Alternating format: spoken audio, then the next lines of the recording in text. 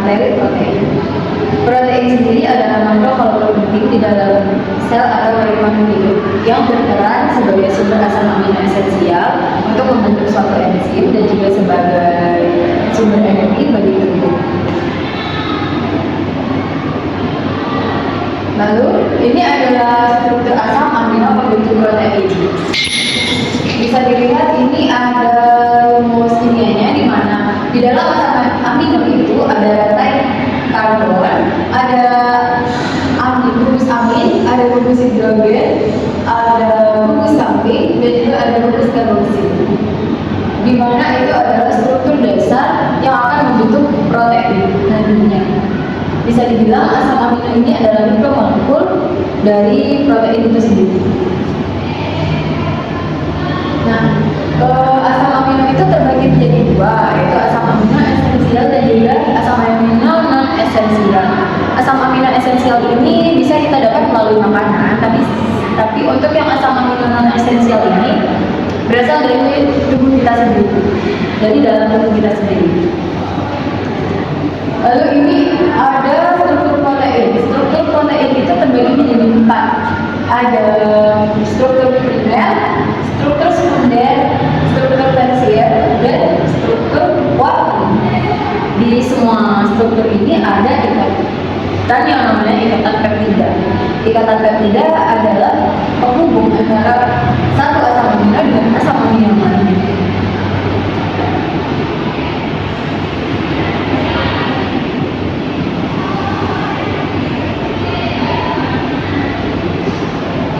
Nah, perbedaan dari empat struktur itu dilihat dari banyaknya asam amino itu sendiri.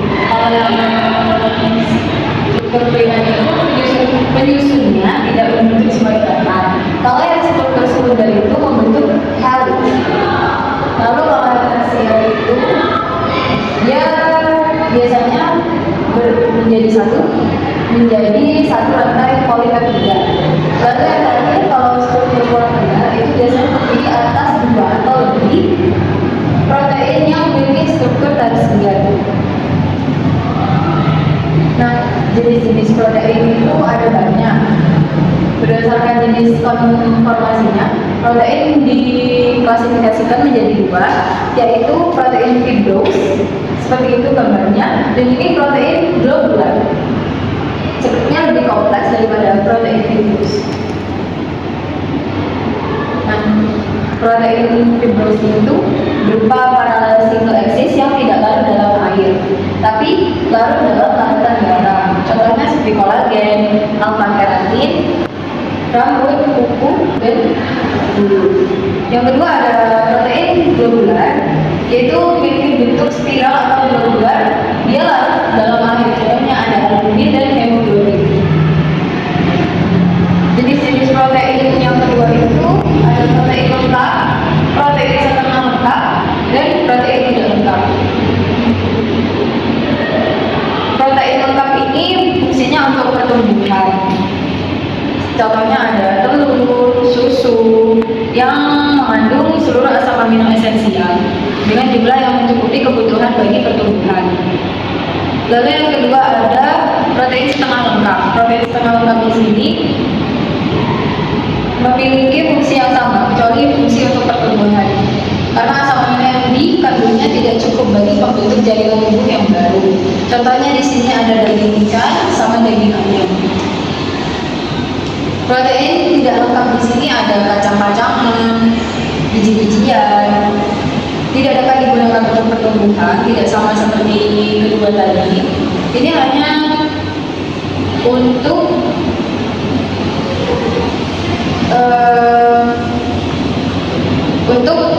pergantian jaringan yang rusak di dalam tubuh. Lalu kita masuk ke identifikasi protein. Di sana ada uji sampel protein.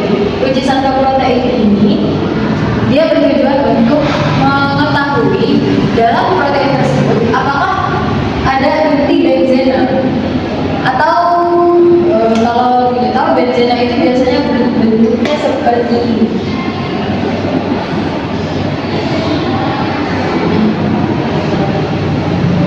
Jadi untuk menguji benzena atau tidak.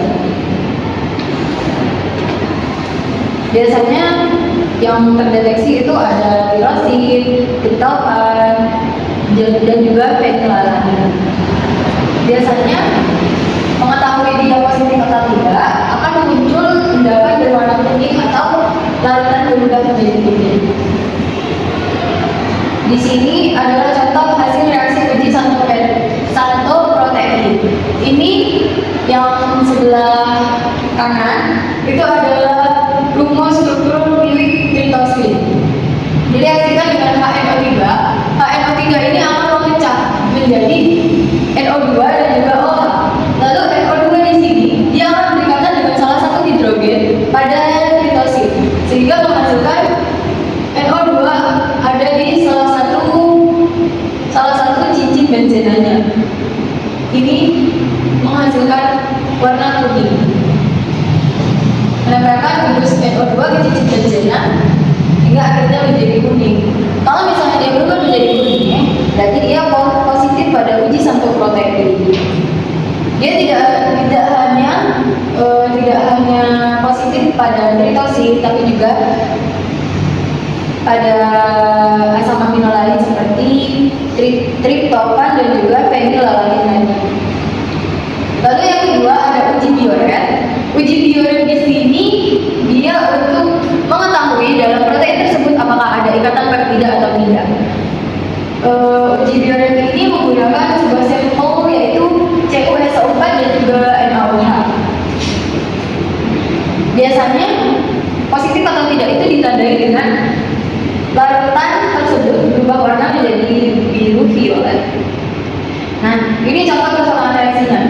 Di sini saya tuliskan persamaan reaksi uji bioret. Ini adalah protein, ini adalah reaksinya CuSO4 dan juga NaOH.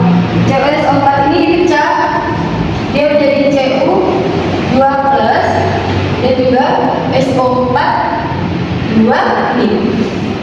Di mana Cu2+ ini yang akan bereaksi dengan ikatan peptida yang ada di sini menghasilkan seperti ini. Cu ada di tengah-tengah karena dia yang bereaksi dengan ikatan peptida. Ikatan peptida itu ada di antara gugus amin dan juga gugus karboksil. Lalu SO4 2-nya ini dia akan bereaksi dengan Na+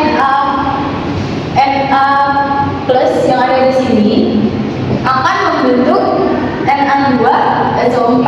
Bagaimana caranya Na2SO4 ini bisa menggunakan rumus Amben An+Bm. Ini kan tadi ada Na+. Ini kan tadi ada Na+, lalu dengan SO4 juga ini. Na akan mengambil ion milik SO4 jadi Na2. SO4 ini akan mengambil ion milik Na sehingga menghasilkan SO4. Jadi begitu asal usul Na2SO4 ini. Lalu ada hasil lain berupa air H2O-nya.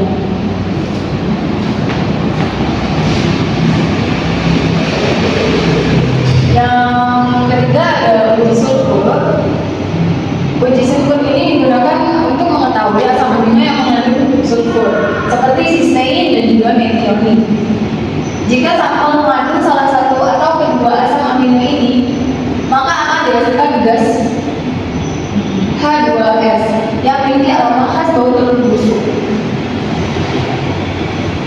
Nah, ini contoh hasil reaksi uji sulfur dari sistein. Dari sistein tersebut dia bereaksi dengan NaOH. Sulfur yang ada di dalam sistein yang ada di HS itu, S itu akan sulfur yang ada di sana akan terpecah bereaksi dengan NaOH. Na+ yang ada di dalam NaOH menghasilkan Na2S. Lalu kemudian sistein yang sudah tidak memiliki sulfur tersebut dia bergabung dengan sehingga menghasilkan seri. Nah, lalu selanjutnya Na2S ini, natrium sulfida ini, dia akan bereaksi dengan PbCH3COO2 menghasilkan PbS dan CH3COONH. PbS inilah yang memiliki aroma telur busuk. Jadi kalau misalnya sebuah protein direaksikan dengan reagen NaOH, jika dia menghasilkan bau telur busuk, maka dia positif dalam uji sulfur ini, berarti dia mengandung sulfur. Kesimpulannya, protein merupakan makroprotein penting penyusun tubuh. Fungsinya adalah membangun. Protein memiliki struktur bertingkat serta dapat dibedakan menjadi protein fibros dan bertubular. Tadi ada 3 uji yang dimana setiap uji memiliki tujuannya sendiri, seperti uji Santo, yaitu untuk mengetahui dalam protein tersebut ada ikatan cincin benzenannya atau tidak. Kalau yang uji Biore dia tes apakah ada ikatan ketiga di sana. Lalu yang terakhir ada uji sulfur, di mana dia menguji protein itu memiliki sulfur atau tidak. Yang paling utama ini di sini adalah uji Biore. Karena dengan uji Biore kita jadi tahu dia termasuk protein atau tidak. Karena protein ini kan terbentuk dihubungkan melalui ikatan peptida. Jadi otomatis seluruh protein pasti memiliki ikatan peptida. Maka dari itu uji Biore ini sangat penting pada uji protein ini dan harus ada. Karena sebagai awal dari uji-uji yang lain. Mungkin sekian pemaparan materi dari saya. Mohon maaf apabila ada kesalahan dan kekurangan selama saya menjelaskan. Assalamualaikum warahmatullahi wabarakatuh.